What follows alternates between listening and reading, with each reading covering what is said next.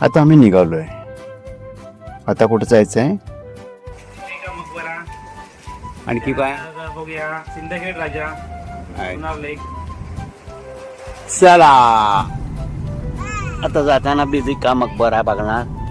गौरी काय बघते? गौरी हाय कर. ए मम्मा हाय कर गौरीला. तुलना केली तर इथले रस्ते खूप चांगले आहेत. आम्ही मुख्य शहरापासून बाहेरच आहोत. हा आर्मी कॅम्पस. रस्ता चांगला असला आणि आजूबाजूला हिरवीगार झाडे असली की प्रवास करायला खूप छान वाटतं. आता उजव्या बाजूला दिसतोय तो डॉक्टर बाबासाहेब आंबेडकरांचा पुतळा. बाबासाहेब आंबेडकर मराठवाडा विद्यापीठ. तू हा तू वाचतेस. हा मला आपलं पाठू आलं की त्याच्या खाली मराठवाडा विद्यापीठ येतं. आता आम्ही आलोय बीबी का मकबराजवळ. आतापर्यंत आपण इतिहासात वाचत आलो की ही वास्तू औरंगजेबांना आपल्या मृत पत्नीच्या स्मरणार्थ बांधली. पण इथं बोर्डवरती लिहिलंय औरंगजेबाच्या मुलानं आपल्या आईच्या स्मरणार्थ ही वास्तू बांधली. तशी ही गोष्ट पटण्यासारखी, कारण औरंगजेब कंजूस म्हणून त्याची ख्याती आहे.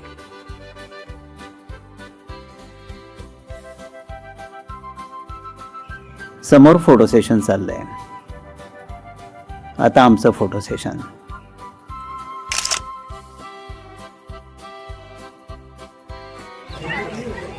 ओके.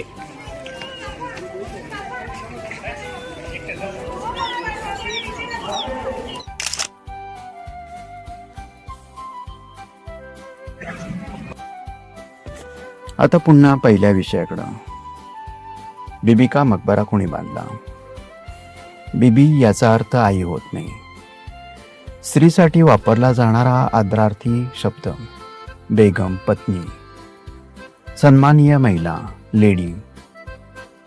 इतिहासाचे संदर्भ जेव्हा पाहिले 1660 ते 1668 या सालात ही वास्तू बांधण्यात आली. ही वास्तू बांधली औरंगजेबानं, पण तिच्या बांधकामावर देखरेख केली त्याचा मुलगा मोहम्मद आझमशहानं.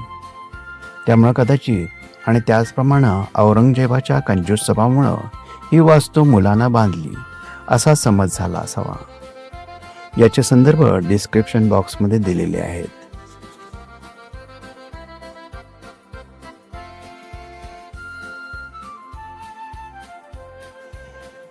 दिलराज बानो बेगम हिची कबर. कबरीभोवती विरळ आणि नाजूक जाळी आहे, ज्या सुंदर नक्षीकामानं भरलेल्या आहेत. बीबी का मकबराच्या पाठीमागची बाजू. एक मुलगी सुरेख कथक नृत्य करत होती. तिला विचारलं यूट्यूबसाठी शूटिंग करू का? आई वडिलांची अनुमती घेऊन तिनं होकार दिला आणि मग ती नाचली. कोणताही मंच नाही, कोणतीही स्पर्धा नाही, कोणताही दिखावा नाही, फक्त नृत्य, भाव आणि त्या क्षणातलं सौंदर्य.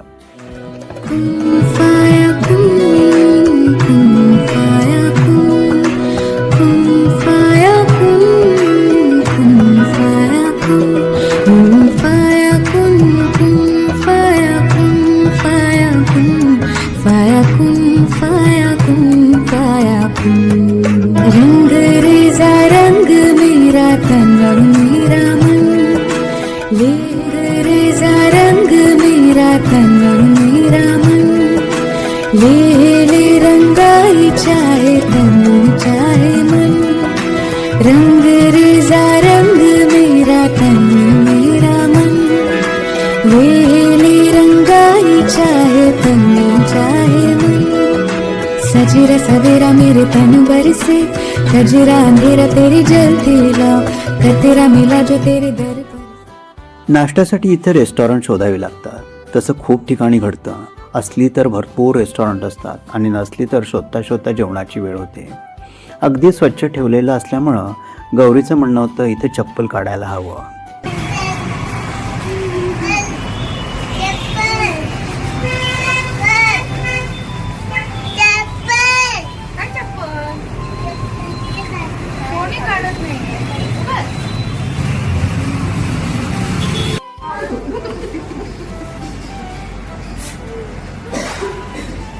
गौरी बरं आहे? आवडलं का? काय काय आवडलं? लिफ्ट मध्ये जाऊया. कसं आहे? किमूचं कांदा नसलेलं आमटे कसं आहे? चांगलं आहे. पुरी भाजी कशी आहे मंदार? पुरी भाजी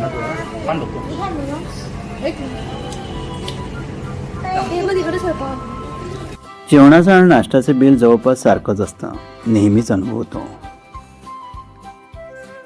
आता आम्ही चाललो एका खास गावाकडं. अभिमान वाटावा अशी परंपरा लाभलेलं हे गाव श्री छत्रपती शिवाजी महाराज यांचा आजोळ आणि त्यांच्या आई जिजाऊ माता यांचं माहेर सिंदखेड राजा. हा बघा समोर मागच्या वेळी आपण इथून तिकडे गेलो, रिव्हर्स डिरेक्शनला गेलो, नाशिक साईडला इंदोरला जाताना. आता तिथूनच आपण नागपूर साईडला चाललोय. आता समोर भोगदा दिसतोय. गौरीला तो दिसला, ती खुशच झाली. ती गाडी आहे ना, त्या गाडीत जायची.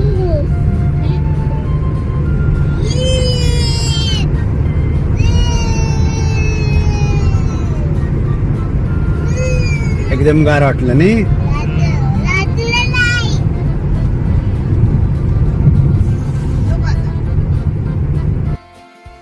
सिंदखेड राजा, जिथं शिवरायांच्या स्वराज्याच्या स्वप्नाचं बीज रोवलं गेलं. हे जिजाऊंचं फक्त जन्मस्थळ नाही, मराठा शौर्य आणि मातृशक्तीच्या सुरुवातीच्या आठवणींचा मार्ग आहे. समृद्धी महामार्ग सुरू होतो तेव्हा टोलनाका असतो आणि त्या मार्गातून बाहेर पडताना परत टोलनाका असतो. मला दांड दिसलत नव्हता, मला असं कोणच नाही असं काय म्हणतो अनगर. म्हणलं आपोआपच बसते की फटक्यात. उठायला काय लागलं आता? त्याला वाटलं होत नाही काय, पेरी करत नाही.